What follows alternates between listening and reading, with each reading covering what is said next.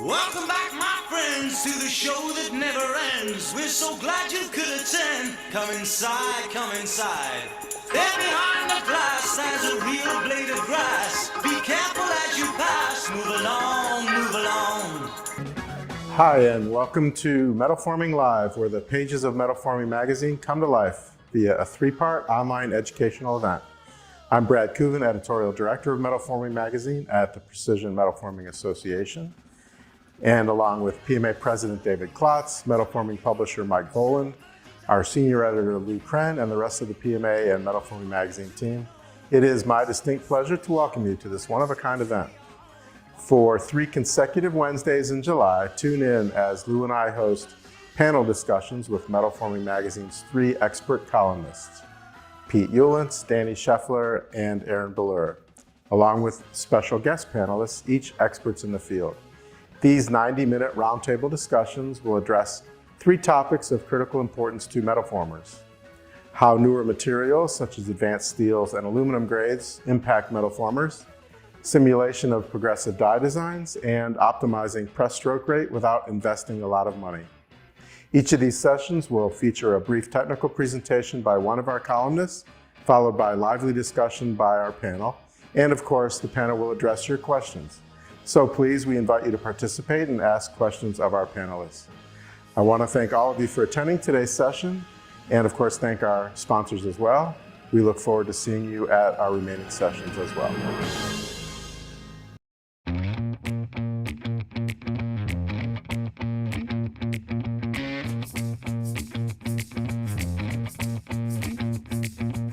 Delmia Works runs this company that allows you to analyze where you are, see where you're going, and figure out what the path is that's going to get you there. Every step of the way through your production process is driving into the balance sheet and the profit and loss. Delmia Works has helped us provide all the team members here, all the individuals within the business, with the best tools to give them the best chance to do the best job they can.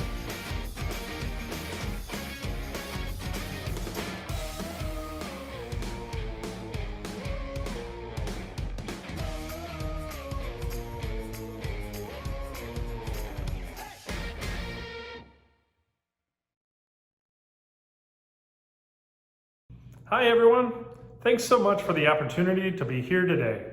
My name is Michael Hart. I'm a Senior Director of Product Management with Plex Systems. Plex is proud to sponsor the 3-part series of MetalForming Live. As the metal forming industry continues to evolve, metal stampers and fabricators like you must think outside the box to overcome new challenges and hurdles. Technology solutions, like the ones being discussed during MetalForming Live, are essential to maintaining productive and high-quality operations. In addition to these technologies, Plex Systems' smart manufacturing platform continues to evolve alongside metal formers and fabricators. Plex was born on the platform and purpose-built to deliver the total visibility and integrated quality metal formers and fabricators need to support efficient operations, increased throughput, compliance, and cost control. We recognize that manufacturers need to adopt technology in different ways, which is why we recently announced the modularization of the Smart Manufacturing Platform. This approach allows manufacturers like you to build a smart manufacturing technology strategy that focuses on flexibility, quick implementation, and ease of entry into Industry 4.0. We here at Plex hope you enjoyed these live events from MetalForming Magazine and the PMA. And we're proud to be supporting the event. Enjoy. MetalForming Magazine once again is live, this time for the second of our 3 online events. I'm Lou Kren, Senior Editor, joined today by our Editorial Director, Brad Kuvan, and our distinguished panel of columnists and special guests, all experts in their field. Before we launch into the presentations and panel discussion, I want to thank the sponsors of these events whose generous support makes them possible. Delmia Works, Plex Systems, both of whose welcome remarks you've just seen, as well as NIDAC Press and Automation, Pacific Press Technologies, Principal Financial Services, and of course, Precision Metalforming Association. Before we get started, just a few notes about today's online event. The meeting is being recorded for archiving and the recorded event will be posted to our website within the next few days. We will let you know via email when the recorded session is available for viewing online. Also, all participants in this meeting are in listen-only mode. We and other listeners will not be able to hear any audio from your side during the program. However, you do have the ability to communicate with us throughout the program by submitting your questions and comments using the question box located on the control panel. You'll also use that same question panel to ask questions of our panelists throughout the meeting. So please make this an interactive session. We want your participation. Okay, so without further ado, it's our distinct pleasure to welcome our panelists. Please introduce yourselves. Danny. Hi there, I'm Danny Schaeffler. I'm president of Engineering Quality Solutions, a consulting firm focused on sheet metal and sheet metal formability. I also write the Metal Matters monthly column for MetalForming magazine. Thank you, Danny. And now let's meet our online panelists, beginning with Eren. Hello, everyone. This is Eren Billur. I'm joining from 7 hours ahead of Cleveland and about 5,000 miles away. I also run a consulting company which delivers simulation services, material cards, and trainings on sheet metal forming processes. And now I leave the stage to Brad and Jeff. Good afternoon and welcome everyone. Brad Ryan, Vice President of Sales and Business Development at DieCAD Group. DieCAD is a service provider providing to the stamping industry, simulation, design, and fully and ready to assemble, fully machined and ready to assemble die details and components for the stamping, automation, and injection molding industries. Many of you may recognize me from pre-pandemic. Previously was and still am an instructor for a lot of the PMA events. So again, I'd like to take this time to welcome you and look forward to the interaction in today's session. Jeff? Yes, and my name is Jeff Workema. I've been working in the sheet metal field for many years. I too work here at DieCAD Group. I've worked in a few different tool shops for one of the major simulation houses as well. In my past experiences, and I've also basically over those years I've used many for the major softwares and been trained in one or the other. So looking forward to what we have to share with you.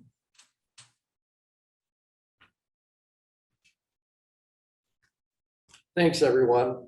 Now it's time to get started with part 2 of MetalForming Live, simulation of progressive die designs. We'll begin with Eren Billur, Jeff Workema, and Brad Ryan exploring the topic, followed by a full panel discussion and Q&A, where the panel will answer your questions. Let's turn things over to Eren. Thank you very much. Once again, welcome everyone. I hope you can see my slides now. I will be joined by Jeff Workema from DieCAD Group, and we'll be talking about simulation of progressive die designs. So in an ideal world, we should start with a product design. You receive that from a customer, that's a possibility as well. And you do the process design, you make the die surfaces or the solid tools design. You start building the tool components, you assemble them, you die spot and bring into the production. But life never goes like that. Typically, you might want to build a prototype die and go back to process and in the worst case to the product design. And in some cases after die spotting, you cannot go into production and you may need to do recuts that brings you back to die building. So we use simulation in several points in this workflow. I will leave the stage to Jeff now because he is doing this in a different way than we do here. When and where to use simulation for progressive dies. Jeff? So for us here at DieCAD, we're more on the front end of getting projects either started or customers who bring parts to us that want to see if they're formable. And we basically have a list of requirements that we have to mainly start with to actually start this process. So most of these are pretty normal to most of you, but you do need to have a CAD data part. We need to basically have it surfaced up so we can use those surfaces to build the surface tools from it. We also need to have some part information, like what the material type is going to be, what the thickness is going to be. Maybe the customer has already kind of set, he's going to only build it. He wants to build it as in so many stations, so how many operations, and what your main coil and pitch might be. So they give us that information for us to use to start to brainstorm and try to come up with that supposed process. One thing that we try to ask for too is a part data. If a part data is, or meaning a part data sheet that has the GD&T specs on it. Sometimes it is, sometimes it's not. We'll then get maybe the customer's process, like I stated, or we'll come up with our own process using that estimated pitch and width, because obviously that piece price is what's driving this process.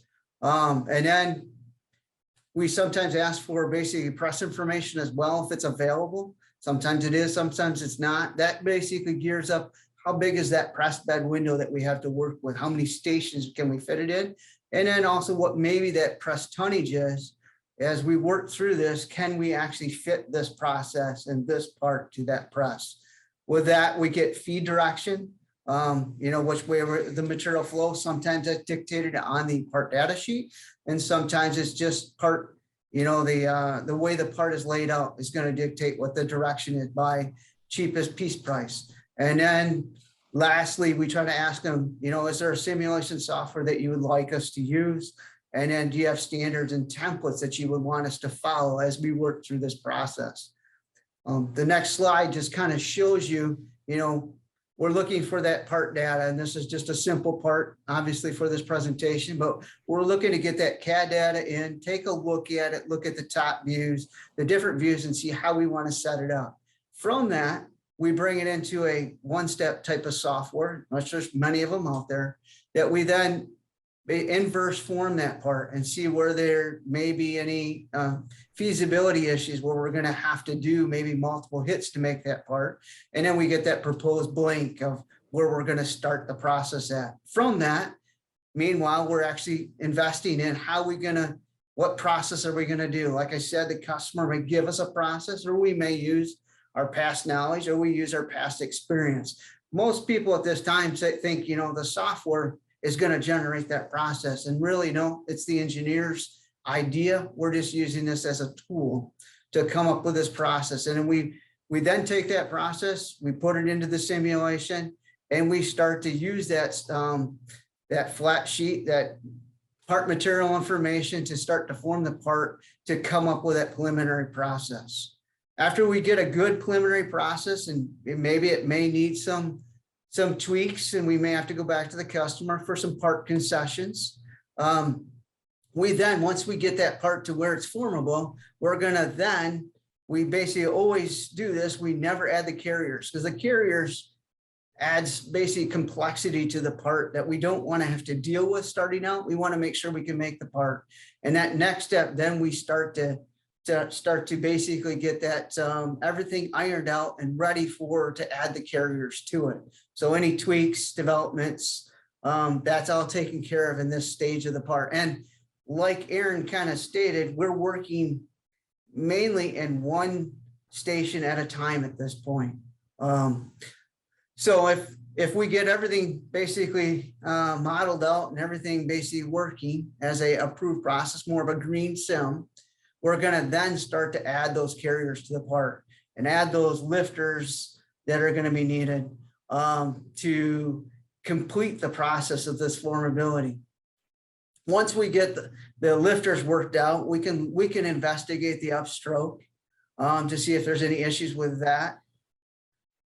Eren, you can push the next slide. Mm-hmm. And we would then start to optimize the blank as well, and you get that blank optimized with both carriers and no carriers. I think I misstepped one step, but we would optimize the blank and then finally add the webs to it to include those lifter support tools. After we get to this stage, you're starting to see, does it fit within the customer's quoted pitch and width? And we're starting to really see, is our process that we have worked out for this part? After we get that stage, we kind of, we got a good part. We know the carriers work. We're we're going to start to work and say, can we get this part into tolerance? Because obviously we've been working with nominal geometry at this point, and we may need to say, if it's a flange die, we got to overbend this area. If it's a complex form, we got to start to look at when would we compensate the part and start to address some of that. And this is where we would be looking for, do we have GD&T at this point? And so we can get the proper parts nested. So once we get through that point, we're getting ready to get the customer involved, or if we're working internally, getting our development team looking at the part and saying, does anybody see any other issues that we need to address? And if that's not the case, we got a good green sim, we're going to still continue probably working on the compensation side of it, but we'd start to put that 2D and 3D strip together and getting that strip ready to say, does it fit within that press window? And then at this point too, we're also then confirming that the tonnages that we actually were estimating to begin with still fit within those same tonnage values to fit within the customer's press. At this point, at any point throughout this process, the customer may throw us a new part data, and you basically start back over and you start basically reprocessing this part to get a formable process. And let you know that happens many of times. I know Eren's going to show you where he's at. We work at a much earlier stage of the process. Eren works at a much later stage of the process, but it's both. Simulation is very effective to be used. And really what we're trying to do is take out that cost of recuts or that press time. So simulation is being used to actually hopefully in the end make a better part, and sometimes get some of those early development studies done, or that development formability studies done, so we can get the parts in the press after the die has been cut, that we have good parts at that point. So I'm going to leave this up to Eren, or if there's, I'm going to open up to any questions that there might be in the internal panel that I can answer. Yeah, Jeff, thank you for that really nice overview of the upfront design process. Yeah, this is Brad. So a couple questions for you, Jeff. One is you talked about the importance of gathering all that upfront project data from your customers. And there's a lot of data that you're looking for in order to make your process as accurate as possible. What seemed, you're talking to a lot of stampers online right now, a lot of customers, potential customers, et cetera. So what areas of all that data mix do you find the most challenging to get from customers up front? What kind of advice might you offer to them before they engage you and start sending you a bunch of information?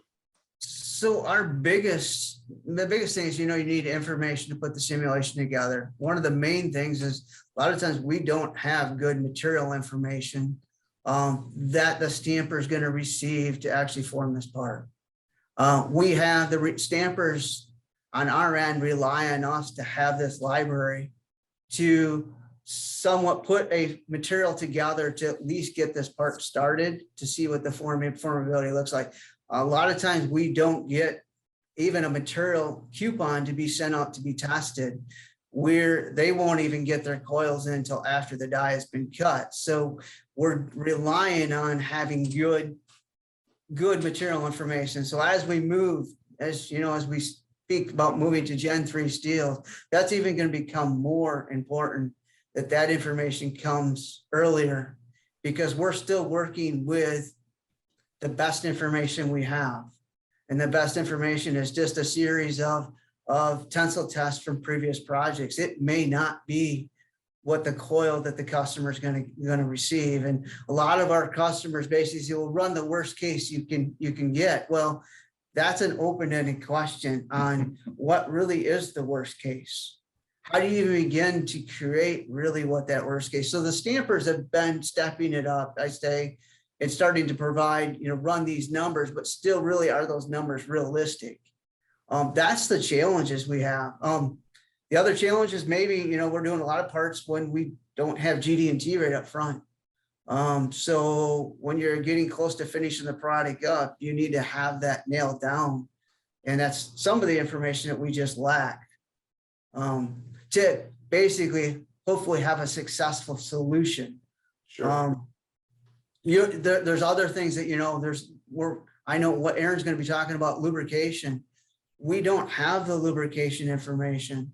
It's basically thought of as a fixed value right now. I mean, we have some buttons you can poke in the softwares out there, but it's based on their set defaults. It's not actually live values that the customer may see in the press. Yeah, good. So Jeff, how many times do we get from the customer that, oh, well, the material's aluminum, or, oh, the material's stainless steel, or without having the specifics of it, well, it's a aluminum or stainless, some temper or something more detailed information. That's quite common. And then you basically, I won't even quote at this point.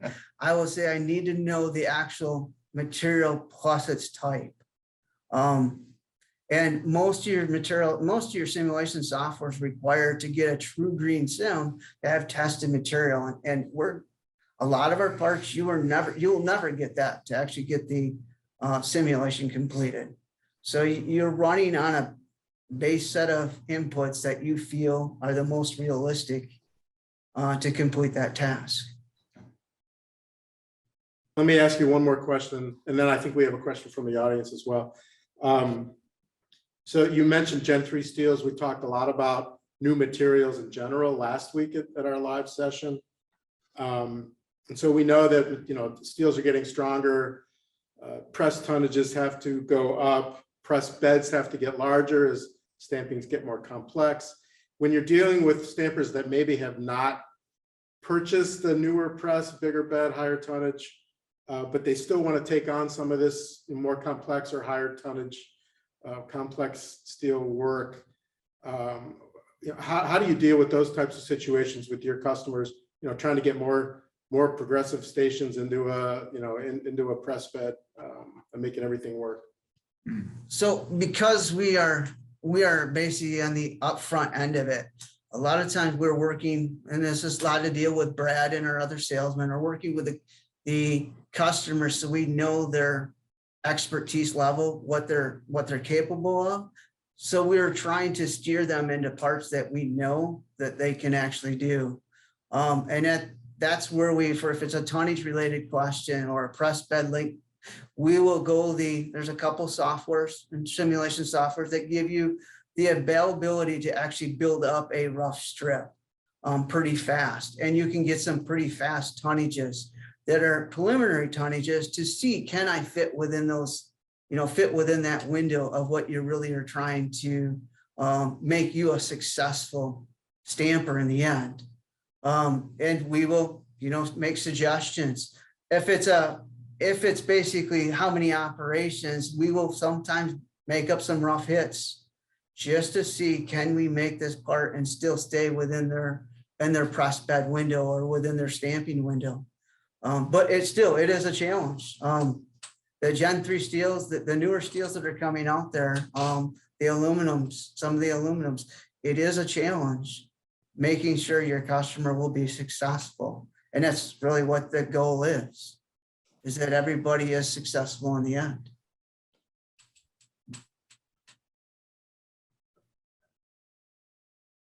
Any other questions? I think you said there was a question from the audience.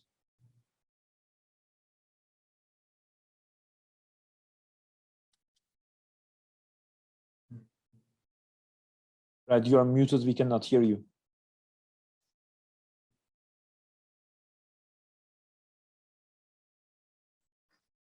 Shall I continue with the slides then? Maybe we can have the question later. Yeah, go ahead, Aaron. Okay. So thank you, Jeff.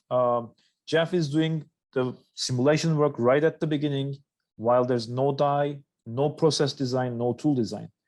It's different than what we are doing because we are a simulation house. So when a simulation work is coming to us, the parts are already in production or they're almost in production. And so the dies are always built, but they come to us because they have high scrap rates like splits, neckings, or they have out of tolerances parts, spring back, or the production is running, but the gauge and or grade will change due to customer requirements. This is typically going to a stronger material with thinner gauge, which is a dual problem. Now, again, the process has already been designed in our case. Most of the time, there may be a formal formability analysis to check. I used your slide, Jeff, but it's not your formability analysis I'm talking about. And most of the time, these formability analysis we receive are all green. There's no problem. And we also have another problem with some of our customers. There may be a die which was built. Okay, a typical car runs for 7 years in Europe. So there might be a 4-year-old die, and all the engineers who designed it have left this company. So there's this new people who have no idea. They have a CAD data, but the die has been modified and it was not well documented. So we work with the revision 1 of the die, but the dies have been modified, hand grounded, etc., or some forms have been changed, and these are not documented. So this is how we are working on simulation. Now, let me briefly talk about simulation and real world. First of all, we need to verify simulations with real world. There's a very nice saying I like too much. It says a simulation without a real world validation is just an animation. So we here have a golden rule as well. If possible, we try to replicate 2 modes of errors. For example, for a draw part, we increase the binder force until we see a split on computer simulation, let's say 50 tons, and then we reduce it until we see the wrinkles, let's say 20 tons. Then when we go to the press shop, we always want to see if these 2 values are realistic, because if they are, then our simulation is good. In my understanding, if I just tell you 20 tons will give you wrinkles, it's not enough. So you have to put the 2 modes of errors, if possible, for a draw process. Now let's talk about why simulations may fail. This is a slide I took from a web page. You see an all green hood inner panel. It should be no problem.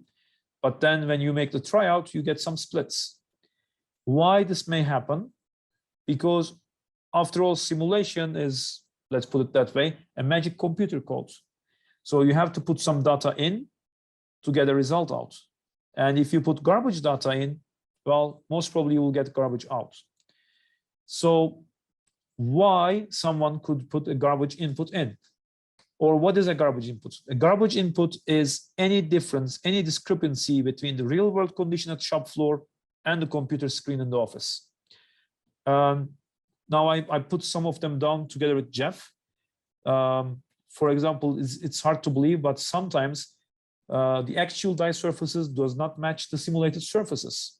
As I told you, the people may have left. There might be a 5-year-old die. Sometimes we also have 10-year spare part rule here in Europe. You may see a die from like 15 years ago. There was a rephosphorized steel that was being used on this, what is that called, tool. And these steels are banned now in Europe, so you cannot get a rephosphorized steel. You need to put something else, like an HSLA or high strength IF or something.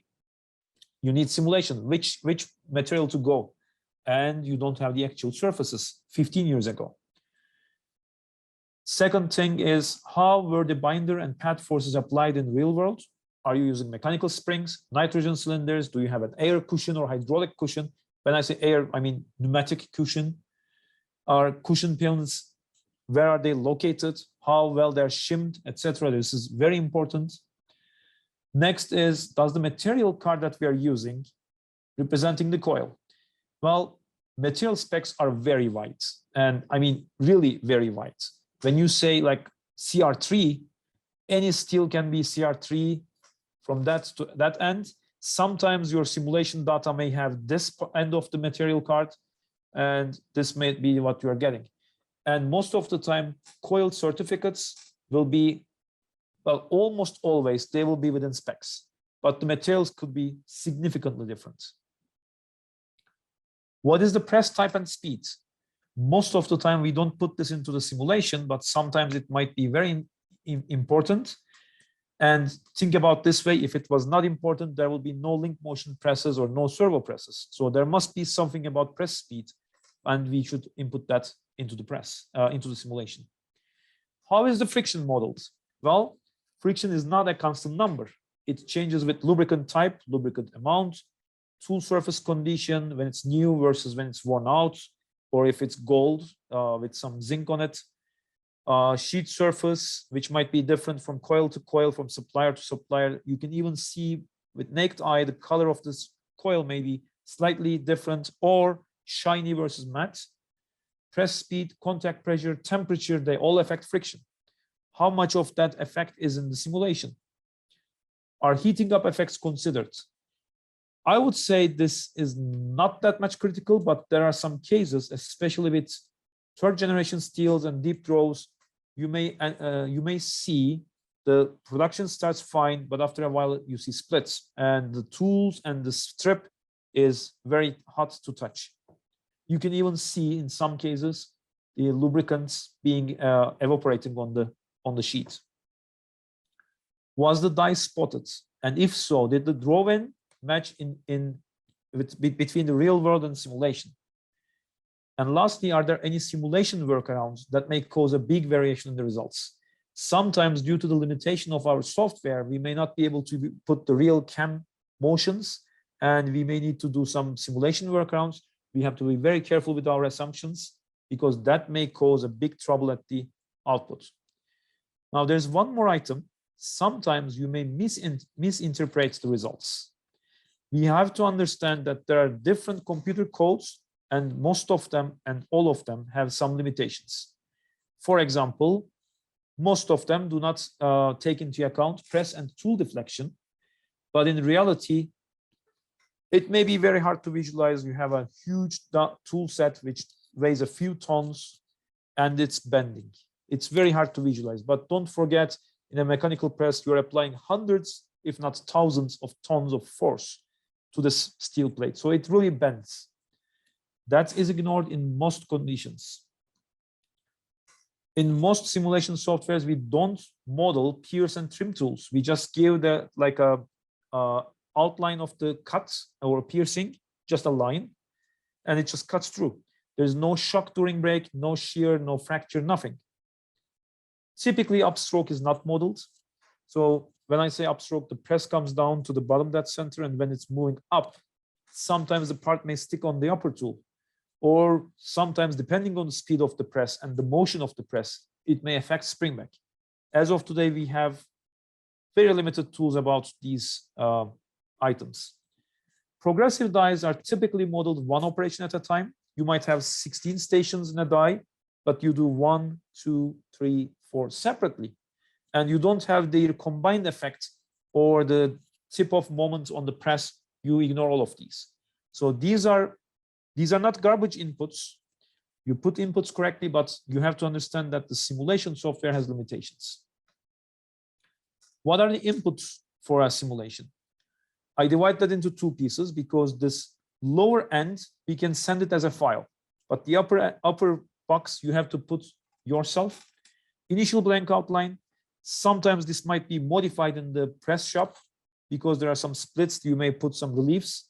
You have to have the correct initial blank outline in your simulation to get the correct answer. Tool surfaces, once again, it might be during die spotting or during ramp up of production, these surfaces may have changed. You have to have the final ones. Binder pad forces, as I explained, and as I will explain further, nitrogen cylinders, etc., has to be modeled correctly. Friction and press itself.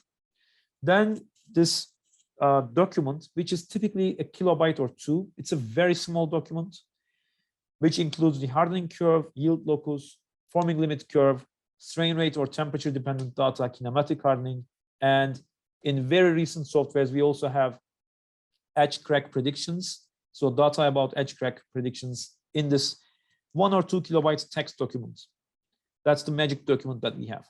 So let's go with the tool surfaces. If especially you are running a simulation on a many years old die, you can scan the dies as a service.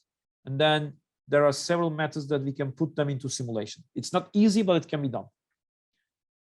The next thing is binder and pad forces should be very clearly defined. I want to know how much force is acting on which tool surface and how is that force generated. Here you see a nitrogen cylinder. Actually, nitrogen cylinders are slightly non-linear, but I'm putting this linear. If you're using a nitrogen cylinder, you must consider the compression. Most of the time, there's an on-contact force, that is when you hit the nitro cylinder. And as you compress, that force is about 60% higher at the end of the stroke. And typically, we don't do a 100% stroke compression, but typically like 70 to 80%. That still gives me a 50% increase in the binding forces. It's also critical to check because in some simulation softwares, you have this clamping or holding stage, and you give that, let's say, stop at 45 tons, but it may overshoot and significantly overshoot. So you say clamping stage ends at 45 kilonewtons, and then the next stage, it starts with 45 kilonewtons constant force, which is again wrong. Or let's say you have the variable force. Sometimes it overshoots to 2 or 3 times of the initial force. And all of a sudden you have a stretching effect, which shouldn't be in real life. So you have to control, check that if it's overshooting or not. In many softwares, we can now input the press motion curve. Here you see an mechanical press versus hydraulic press. Well, in real world, as I told earlier, this changed formability, and that's the whole reason we had this link motion presses in the past, and now we have the servo mechanical presses. But in simulation, if you want to see any difference between this press and that press, or within the same press, but 10 strokes a minute versus 40 strokes a minute, you have to include strain rate dependent material model, friction as a function of sliding velocity, which I will show in the next one, and heating up of the material. I would say the number 3 will be critical, especially at very high speeds. You know, there are extreme speed presses at 2000 strokes a minute. At this one, heating up is an extreme thing. Or if you have a very deep draw turgent steel, they become extremely hot. So you cannot ignore that effect.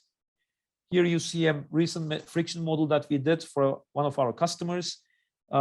Black and red are at 2 different pressure levels, contact pressure, and you see how the sliding velocity is changing.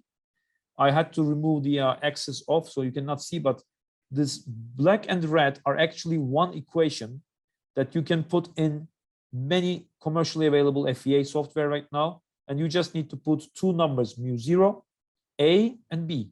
And now all of a sudden, if you increase the binder force, your friction model changes. Or if you put 20 SPM versus 40 SPM, now you see a difference. Or if you have a link motion press that slows down during drawing, now you can see the difference. I wrote an article on material cards in MetalForming magazine. I think that was last year, August, I'm not sure. That should be still available online. You can read that too, or you can always write to me. Material cards must have the hardening curve. That's the most important thing. What you see here is the stress strain curve, slightly calculated with true plastic strain versus true stress. And this is in rolling direction. And then you have to extrapolate that using one of these models. There are many more, by the way. Using one of the models, mathematical models, you have to extrapolate that to 1 true plastic strain. Which model to choose is something that you need to know. Then we have the forming limit curve. This is how we decide if the material will fail or not. And then the yield locus, which is making the 2-dimensional forming into one hardening curve. That requires a lot of experimental data. But to put this in a simplest way, if you need a material card, you at least need 3 tensile tests, 1 in rolling direction, 1 90 degrees to rolling direction, which we call as transverse, and 1 at 45 degrees, which is the diagonal direction. You need at least these 3, and this depends on what type of material we are talking. Depending only with these 3, you can get all these data sets with some approximation. If you need to go to a better yield curve, yield locus, you need bulge test. And for FLC, you may need Nakajima test, which is very time consuming, but these can all be done. And we typically hear about N value. N value is the one that you might have, you might have in one of these material models, like Swift or Holloman or Ludwig. N value is just a mathematical number. There's no physical meaning of it. And it may affect in some materials how the FLC looks like. And then we have the R values, which is very critical for the yield locus. You have to have them to get a normal, a good yield locus. And in fact, most people don't pay attention to R value. And R value is the biggest difference between a commercial steel versus deep drawing steel versus a deep drawing steel. That is the biggest difference, not N, but R. N is also different, but R is the most important parameter. I'm coming to the end. I also want to talk a little bit about material variations. When you say a deep draw steel, it doesn't tell me anything, okay? It changes from coil to coil, it changes from steel maker A to B. If you have a coil that you slit, left hand and right hand changes. The material properties, especially friction, change significantly with the temperature and humidity. And the mechanical properties can also change from coil head to tail. And one more thing about material cards I should definitely warn you is please avoid using steel equivalency tables, because different OEMs have different specs versus around the world we have, you know, SAE, VDA, ISO, JIS. They're not equal to each other. They're just similar, but not equal. With that, I would like to conclude the presentation. I'm not going to summarize because I want to do it in the panel session or Q&A session. So thank you very much for this opportunity. I'm really looking forward to get some questions. Thank you. Okay, thank you, Eren. And thank you, Brad and Jeff, as well, for those insightful presentations. We do have questions from the audience as well as discussion points from our panelists. So let's get started right away. And I do remind you, you know, keep those questions coming in. We're getting them at a good clip. And we really appreciate your interaction in this way. So first off, this came in very early. It might be more for Brad and Jeff, but I'll throw it out there and whoever would like to answer. And it has to do with the role of the web attachment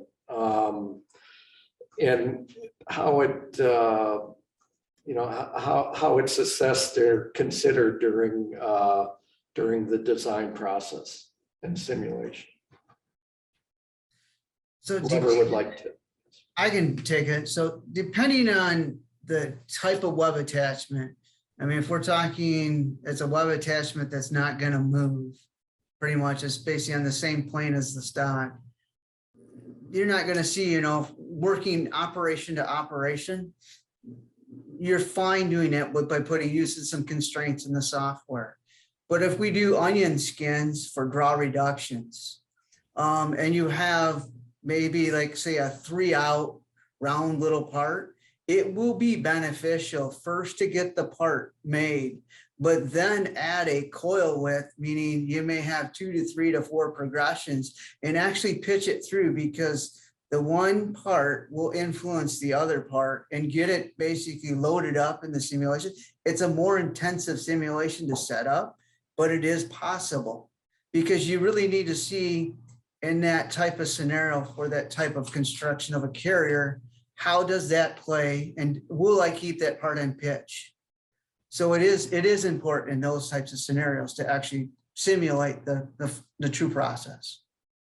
Does that answer the question? Well, thank you. I think so. We do have another one here. It relates to the newer materials, specifically in third generation steels.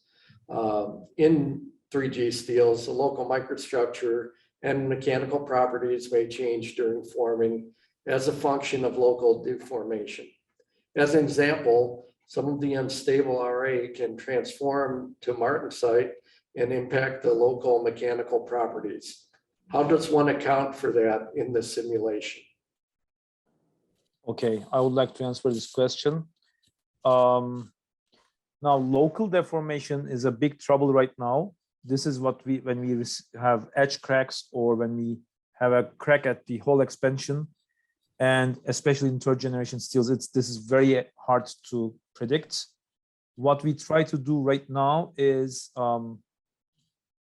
we try to get the hardening curve that should include this transformation. We try to get the fracture strains that should get that as well. But do we really go into that detail? No, we don't. There's academic studies about crystal plasticity that you really go into the details.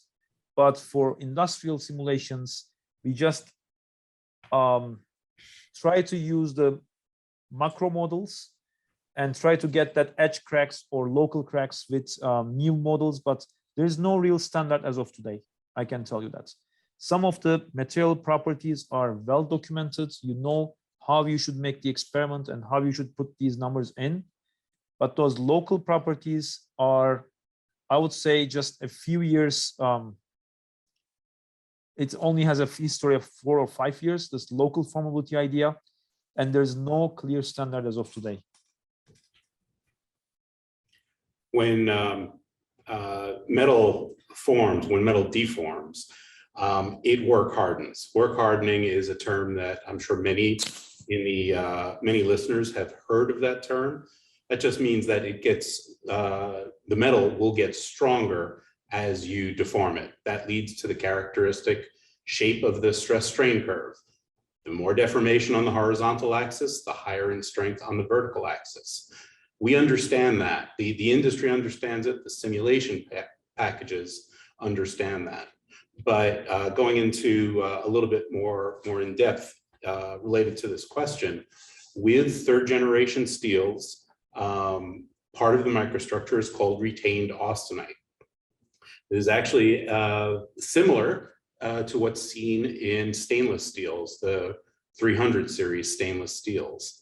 And when that retained austenite phase is deformed, it actually will transform to a super high strength phase called martensite. I'm sure a lot of you have already heard about martensite just in your normal history. Retained austenite, though, is new in terms of what's in commercial grades today, or newer commercial grades.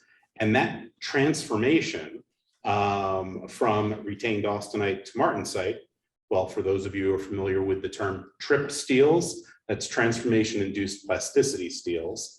And that transformation is what gives that those grades the name. That extra strengthening from, not just from work hardening, but from that transformation, that's what needs to be incorporated into the metal forming simulation packages. And as Eren said, the understanding of how to do that is relatively new, just a small handful of years. And that's for well, at the time, the advanced users who were using these grades in critical applications.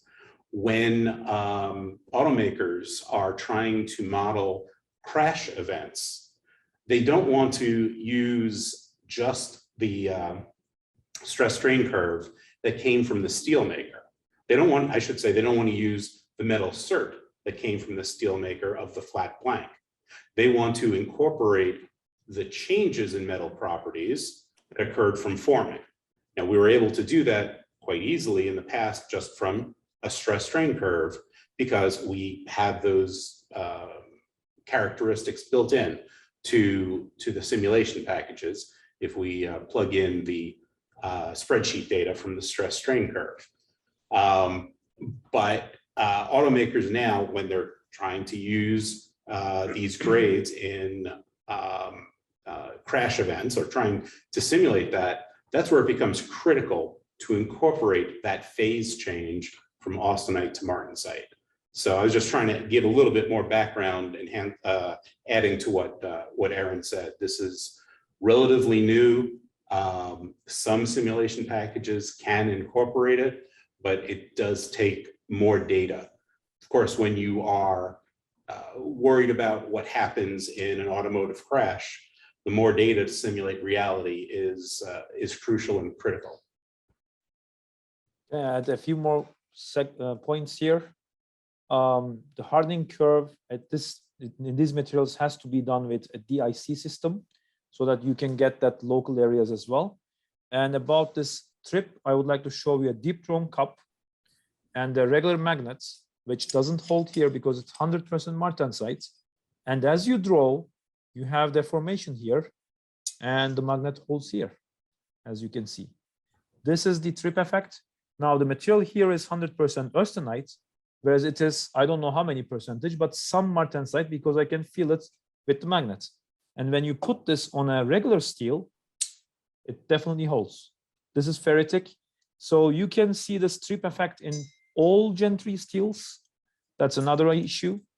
The strengthening, as Danny put that in a better way than I did, is taken care of in the hardening curve. But the local cracks, that's still being worked. I can tell that. So of course, we're going to go back and forth on this because everybody on this podcast today, we're all very passionate. Some of you who are watching may have bought a stainless steel refrigerator. And if that stainless steel refrigerator was made out of grade 409 or 439, it is magnetic. Those are ferritic grades. But the 400 series doesn't have the formability of the 300 series, which is why like 304, 316, the enhanced formability of the 300 series, the super high end values and elongations, that's why deep drawn double attached sinks are made out of austenitic 300 series stainless steels. If you have a 300 series refrigerator in a very low strain area, the steel is still austenitic underneath it. You can't hang magnets on that refrigerator. They'll just drop off. Unless, of course, they put some other coating on it that happens to be magnetic. If it's in a highly strained area, then it will have converted, as Eren showed in his example, it will have converted to a martensitic structure, which is magnetic. Both ferrite and martensite are both magnetic phases. But Eren, you had talked about the incorporation or the understanding of cut edge quality and hole expansion. Are there ways to, if I find hole expansion data from a particular coil, or I know the grade of steel that I'm ordering has 50% hole expansion capability, is there a way to incorporate that into simulation packages, or is it just a external limitation that we need to put on the product? As far as the simulation codes that I work with, and I work with 3 of them, so that gives a big coverage, I guess. You cannot enter the hole expansion ratio as an input. Theoretically, if you know the thickness of the blank and the hole expansion standard, which I presume is a 10 millimeter punched hole, you can theoretically guess an edge strain. And now new generations of several softwares have something called edge strain. Then you can put that number in, but not just hole expansion ratio. That's just a number to, its hole expansion ratio is more like a scale showing you which is better than the other one. Or if you're making a design, it's a guideline. You know, if you punch a hole 10 millimeters, you can only make to 15 millimeters diameter, no more than that. But does it really give me a material input? Not a direct one, maybe an indirect, and I have never done it so far, but it can be done. And for those of you who are becoming more interested in hole expansion testing, there is an ISO standard for hole expansion testing, but at this point, in terms of the repeatability of results, tensile testing, yield, tensile, elongation, N value, even R value, the repeatability of tensile test results is extremely good from test to test, from lab to lab. There are definitely differences, but the hole expansion test there are so many other variables with hole expansion testing that the repeatability of that test is substantially less than what you'd see out of tensile testing. So you don't want to, if you're going to rely on a hole expansion test, you don't want to see the results from one test, where that may be sufficient for tensile testing. But for hole expansion testing, you want, I've seen some companies specify 5 or 10 repeats. There's even at least one automaker that wants 30 repeats to get a better idea as to what the true average and standard deviation is, which is one of the reasons why it's not a test that's routinely done. So, thank you. Let me comment in very briefly here. The first ISO standard for hole expansion tests was written in 2009, whereas the first German standard, that's the former of the European norms, for tensile test is from 1935. So from 1935 till today, there has been many additions to tensile test standards, but now we all know how to cut the specimen, which directions, what speed, what strain rate, what kind of grip, what temperature levels, what strain rates, everything is pretty much detailed. With ISO 16630, that's hole expansion test, we only have the second revision now, whereas the other one has been revised like 30 times. So 8 years of experience versus 10 years of experience. That's a great point, Eren. I think Tinius Olson Corporation had their first tensile machine. I seem to remember 1919. So maybe I presume 1890. I presume it's 1890, not 1990. No, 1919, 1919. Oh, 1919. Okay, I see. Had more than 100 years ago, and we're still learning. Yeah, that's correct. I do have another question came in from earlier, and again, keep those questions coming. This has to do with grain direction. Maybe Jeff or Eren or whoever would like to answer this. How does grain direction affect the simulation? Is it fed to the simulator? So I can answer that. There is inputs. Again, as Eren has basically stated, that information is going to come from tensile, from a tensile test. You're going to test the material in the R0, which is grain, R90 and R45. Each one of those sets of data that you'll get from a tensile test. You'll get a yield value, you'll get a tensile value, you'll get a uniform elongation, and you'll get the R values respective. You would actually import those, which if you remember in his slide that he had up on the material, it was like the round oval circle on the graph. That's the yield surface, and that's what those R values and yield surfaces are plotting to plot that yield surface. So you basically define what direction, either you can put a coordinate, basically the way you bring your part in and you orientate it, or you can change that direction at will, which way you want that grain direction to be ran to check how the part is formed. And a lot of times we play with that to see if there's a favorable way that as you're starting to orientate this part, what gives us the best grain, what gives us the best formability, and then what also gives us the best spring back. Or the least spring back, I guess. It wouldn't be the best, it'd be the least. Yes, that's the slide right there. That was the slide you were referring to. And let me comment on one more thing here. In progressive dies, as we know, the coil width is being fed in this, in the press, so we know the grain direction. The problem is, especially when we have a shaped blank and it's nested, let's say 27 degrees in the coil, then you have to make sure you put that into your simulation. This doesn't apply to progressive, but I think that's very important in singular parts like transfer or tandem operations.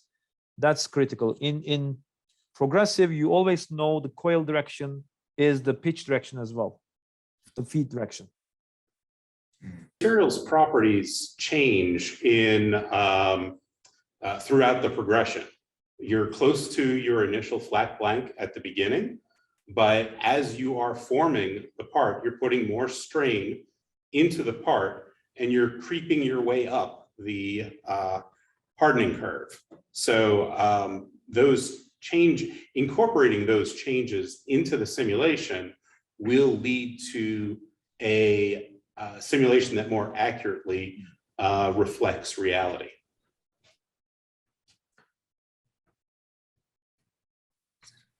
Okay, we do have a question for Eren. Which failure criteria would you recommend for advanced high-strength steel and third-gen automotive steels? Nice question. FLD could provide. That's a very nice question. Thank you for whoever asked it. I really like this question. Now, third generation advanced high strength steels, we did a lot of studies on that.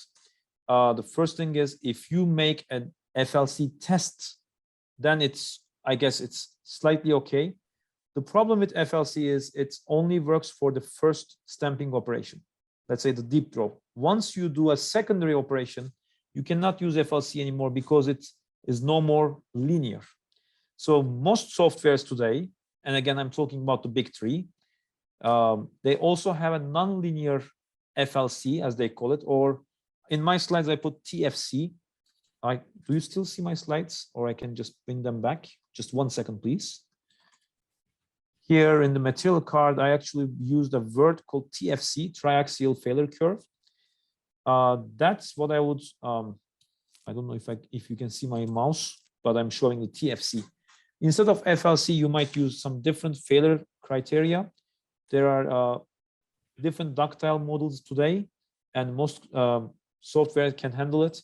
But even if you cannot do them, an experimental FLC, not the ones that you predict from a tensile test, but you do the FLC test. I have actually some specimens here. Maybe I can bring them to show. We have to make like 24 experiments to get this V-shaped curve. I think that is still good, but I would definitely prefer or recommend this non-linear ones if it is possible to get that one. I hope that answered his or her question.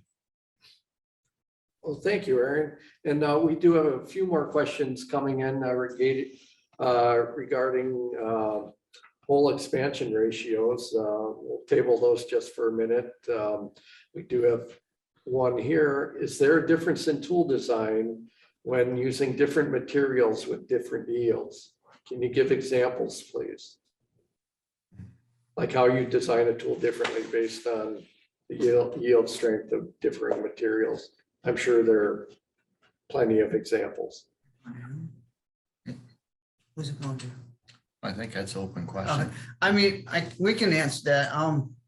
If you remember, I guess I don't know how many of you were here for last week's discussion. There was a talk on DP steels where they added a stake bead. Again, it kind of goes to that question: is the type of material you're dealing with, how do I, at the very last, yield that material out of the elastic state in the plastic state? So yes, there are different ways you set your forms up to try to achieve a part that meets gauge. And it's basic, it's driven on the types of material you have to start with. You treat a plain carbon steel much different than you treat, a DP steel. You're going to treat aluminum steel different than you treat, a deep, and then basically a high strength steel. There's different just industry standards or industry examples that that you've done in the past of how to actually form around those to get a formable part. Thank you, Jeff. Here's another question from the audience. Can web stretching on deep draw operations be accurately simulated? Whoever would like to take that. Yeah. Jeff? So how accurate, accuracy of that versus simulation versus. I'm trying to basically, Brad's trying to explain it to me. if you're talking at the web itself that it connects the part, Right. that's part of the upstroke too question is yeah, I mean, from what we've seen, I've had great success. There's different ways you deal with how you try to make it strong enough to, that's based more the question we always get to is that web strong enough to pick the part back up? What we can't do is part of the inertia side of it. The stopping of the tools on the bottom stroke, then the restarting of those tools on the upstroke, and then at the point that that part becomes free and it actually bounces, you don't see any of that inertia in simulation. And then how strong is that web to handle that inertia? That stuff you cannot do in simulation. It's purely on experience. And a lot of times in that scenario, you're adding little beads inside those webs to try to help with that, basically that movement that you're going to see. And is it strong enough to support that part? To add stability. Yeah, the to add carrier. stability. Yeah. Some of that, yeah, you can't, we don't have means in the software. And it's purely on experience. So the web, especially in a stretch web design, is, correct me if I'm wrong, Jeff, an uncontrolled type of movement, because you got to allow that to draw in with your part as you're drawing and or forming. So Correct. It's usually you're fixing your point to the part and you're fixing your point to the carrier. Yeah. And that area where the web is going to move usually is a void area. Yeah, so you're gonna see some things that you can predict or see, but there could be, in the same token, there could be some things that you may be a little bit different in your simulation versus your real actual. So one of the limitations we know is simulation is great, crash basically down on bottom, but that upstroke that you can simulate, when I bring the simulation back up to basically what we would say the progression state or top of stroke, the spring back of the part is not accurate enough to run and check the spring back. You can check the spring back on bottom, but in the upstroke, it's shown that the vector field doesn't really get calculated correctly to actually show the correct spring back of that. So all we're doing there is we're testing, does the web basically take the stretch downward and the stretch upward to see if you have edge splits in the web itself? Does it have enough length of line for movement? So Eren, we're talking about approaching it obviously as we do from the clean slate of paper, right? How do you see when you have a die that is in the press or ran, and then you simulate, what do you see vice versa, what we see? Well, again, in my cases, the problems maybe already have been solved. If there's a problem with the web splits, web cracks, they have been already solved. I have never had any issues about this checking if the web will work or not. Right. Most of the time we are working on the, a split or a spring back problem. So when I saw that question, I heard this question, I don't have any idea. Okay. In my case, that web has already been designed. Okay. And we don't do a change into the web design. Yeah. Unless it's changing the the main piece, how it's. But no, I don't say. I don't think we are simulating that part of the problem. Let's put it that way. Okay. Thank you. Question here related to cut edge quality and hole expansion. Yes. Sounds like you know what's coming. Wouldn't the quality of the cut edge have a significant bearing in the estimation of edge strain from the hole expansion ratio? The industrial cut edge may not match the controlled lab environment. That is definitely correct. The ISO standard and some OEM specs clearly asks you to make a cut in the press, because I could just wire. When I make a tensile test coupon, I always use wire EDM so that I have no notch effect or no shear fracture burn, nothing. In hole expansion test, you have to make the cutting with a punch and die, but still, I totally agree with that even though you use a mechanical press and regular stamping or cutting operation, in real life, that tools are being used for thousands of times. In a lab, you're using it 50 times, maybe 100 times. So I guess the main hole expansion ratio that you report on a material card or in a material report, mill cert, is only applicable at the beginning of the production. Once the dies are being worn out, they're not sharp again. In that case, that definitely changes the structure. I totally agree with that.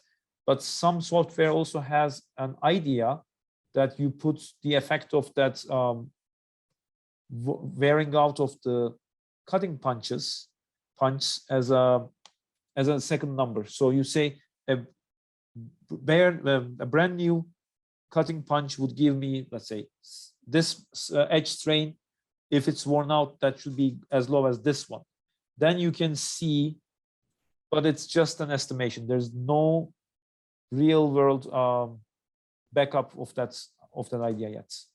So the question is definitely valid, but we don't have a better solution as of today. There's also an effect of the diameter of the hole. The ISO standard is a 10 millimeter diameter, as Eren had noted, and not all holes in the real world are 10 millimeters in diameter. So yes, exactly what Eren said, that there are many other variables. It's just that the specification, the ISO standard, is just a way to compare material to material. Just like in a tensile test, the elongation as measured in a tensile test is typically measured over a 2-inch gauge length or 50 millimeter or 80 millimeter, depending on which standard you use. But that doesn't correlate with all aspects of the real world. There are, in the real world, it's actually probably much smaller, the local region where you're most concerned with what's going on, which is why when you're doing circle grid strain analysis, if you're doing it the old school way of actually putting circle grids on a panel, that's why you're trying to use either a 0.2 inch or 0.1 inch hole, a circle, I should say, because you're trying to measure the very, very, very local elongation. And in terms of elongation, Eren, I think you had some really good points during last week's webinar that we did. I don't know if now is a pertinent time to re-inject those comments about elongation. You mean the uniform versus total? Exactly. Okay, well, with this local and global idea right now that we have, again, we didn't have this 5 years ago. The global formability, imagine I have a chain, all the links are expanding at the same level. This is global. Once I have the weakest link, then the deformation will be only on that weakest link, and that will be the local formability. So as of today, we understand the uniform elongation, which should be, by the way, theoretically, independent of the size of the specimen. As you already said, this is the European standard. We use 80 millimeters. On the other side of the ocean, you use 2 inches, which is about 50 millimeters. And these are apples and oranges. But the uniform elongation theoretically should be very close, if not the same. And uniform elongation is when this chain is no more elongating at same level at each link, but one of the links will start local deformation. Now, the problem is that local deformation idea is pretty new. And although we have seen a few ideas, like there's a VDA bending test, which is a very sharp bending, with very local deformation, that's number one.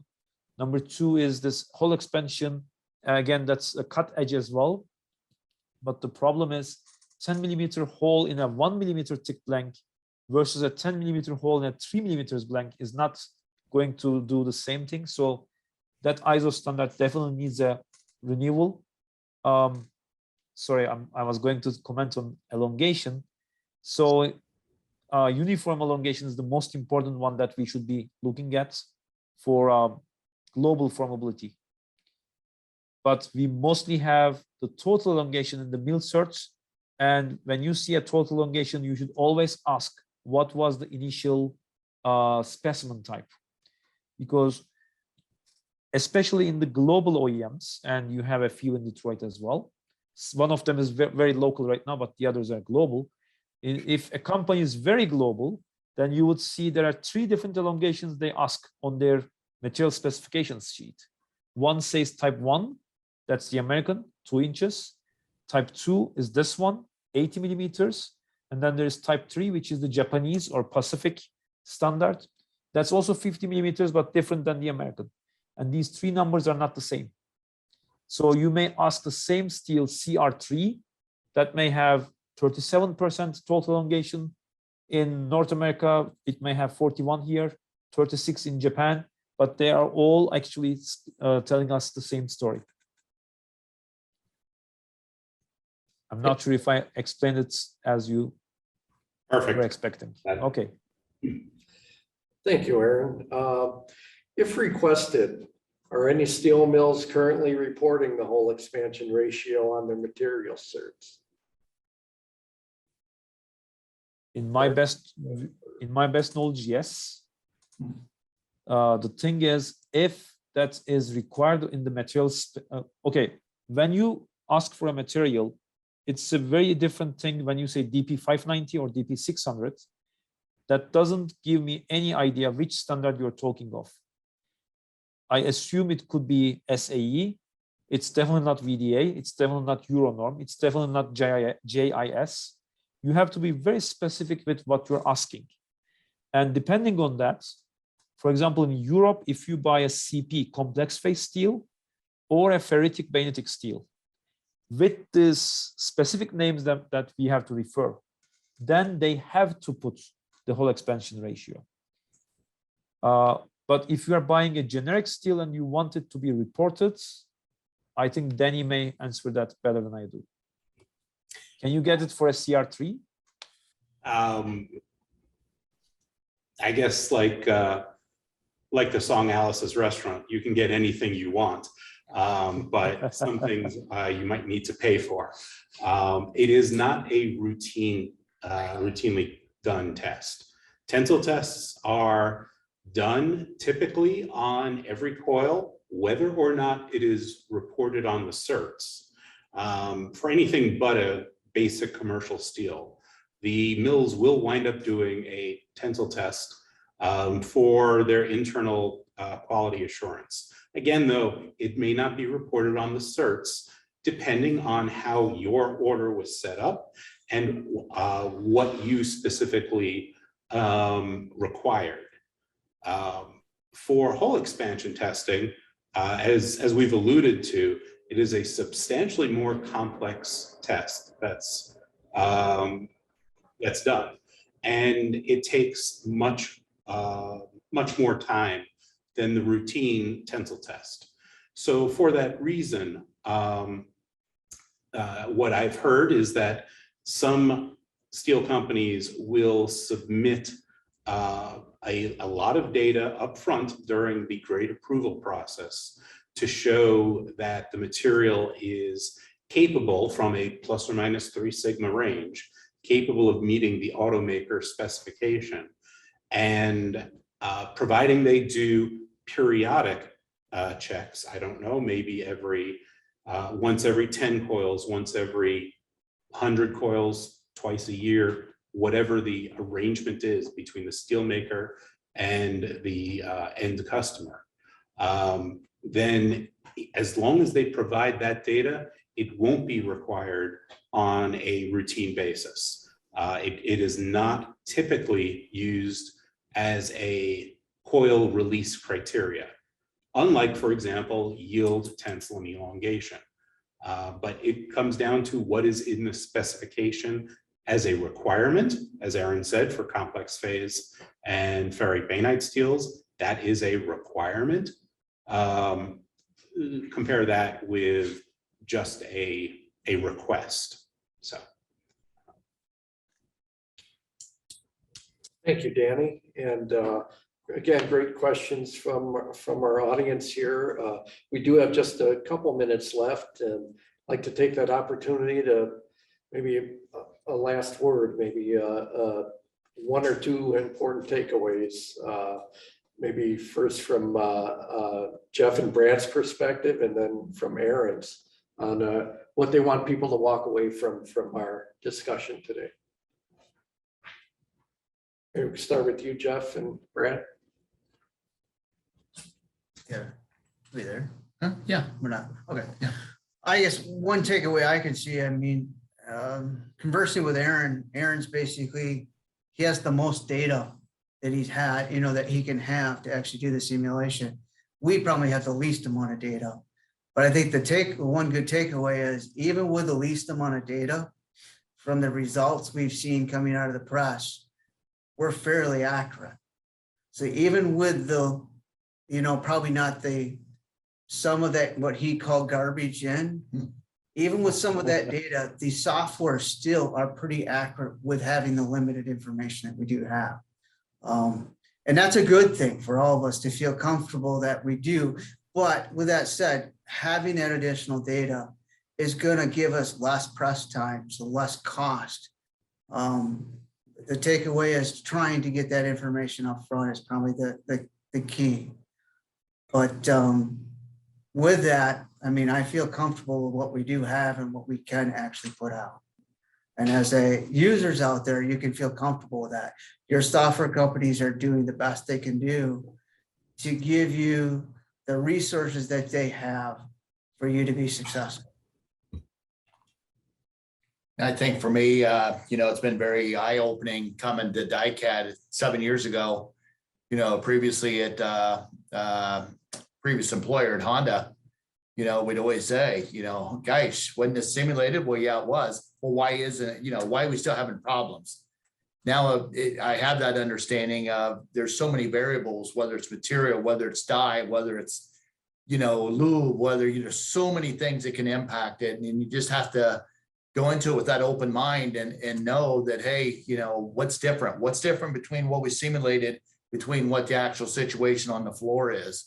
And that's very key. Carrying it through, you know, the process and using data, you know, to troubleshoot and find out where your problem's at. And, you know, not trying to jump to the end, to the conclusion, but having that process to troubleshoot it and figure out where your problem's at, and then simulating that specific area to fix that. So now you can carry that fix through the rest of the process. So it's been very enlightening for me to see the other side of it. I think one thing that Brad just made me think of is sometimes when we jump to the end of the result, you miss the problems in the middle. And just looking at the end of the result is not a good point to start, not a good place to start. Actually look at your form steps as it's going over. You'll start to see how you can improve things, how you can fix some of those things that we hope not to give to Eren to have to handle late on, but we can fix them early on. That's probably the biggest thing is don't just look at the end. Look at how the metal is flowing. You should understand how it's flowing, and that will make you successful in creating a good product.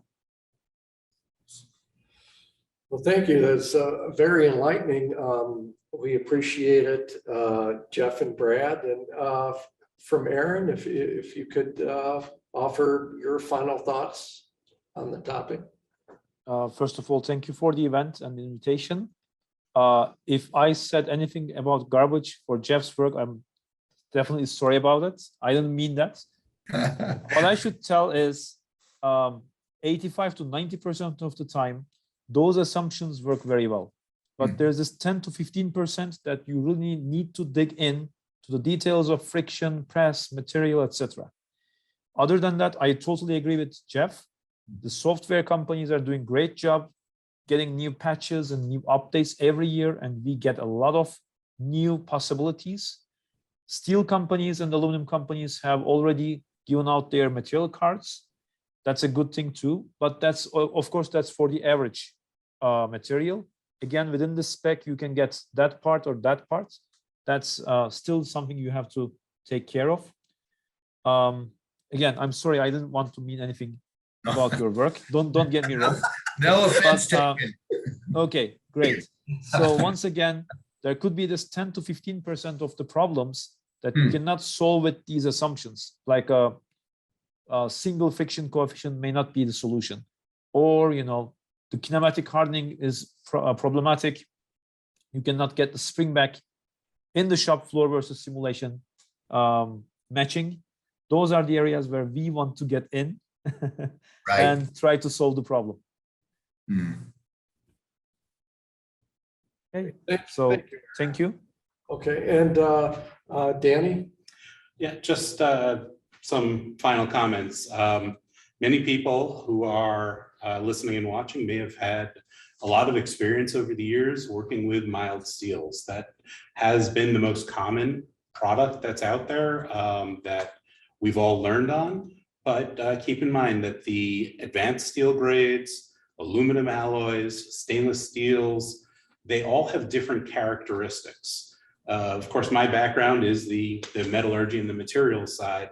Everything that we've heard today from Brad, Jeff, and Eren, absolutely true on the processing side, and all of the knowledge and all of the considerations that need to be factored in there. But I encourage you to keep in mind that not every material behaves the same way. Above and beyond just yield strength, tensile strength, elongation, there are other characteristics of these materials. Surface roughness, as an example, just one example that's vastly different between these grades, and we know surface roughness does affect material flow. So be sure the assumptions that you're making for the simulation are appropriate for the material. That's true. I mean, plastic coatings too on stocks. It is a very valid point. And a tensile test does not do anything to give you the inputs on that. That's where we want to get in with the friction tests, by the way. Of course, it's not going to take the whole thing, but it improves the predictions significantly. Yeah, I would agree. Okay, well, I guess that's a wrap then. Thank you, gentlemen, for a really outstanding and interesting conversation. And to our audience, thank you for attending as well. We hope you found it to be valuable and useful. Once again, an archive of this program will be available on our website soon. When we do get it up on the site, you'll be receiving an email from us, and you'll be able to review what you learned today and perhaps share it with others in your organization. Also, please remember to join us next Wednesday, same time, for session 3 of MetalForming Live, when our expert panel will discuss optimizing press stroke rate without investing a lot of money. If you're not already signed up, please visit our website and register. It promises to be a really valuable discussion. Finally, I want to thank Lou for moderating today and our fine production team for all their efforts, as usual, for making this such a success. Our event planner, Allie Miller, marketing manager and director, Drew Gutierrez, our director, Nikki Formica, our cameraman, Christian Pakrivka, and last but not least, our producer, Randy Kish. You guys did an outstanding job as last week. So again, thank you to all of our presenters today, and we'll see you all next week. You can close your browsers now, and we all wish you a great afternoon. Thank you. Thank you. Bye. Thank you. Bye-bye.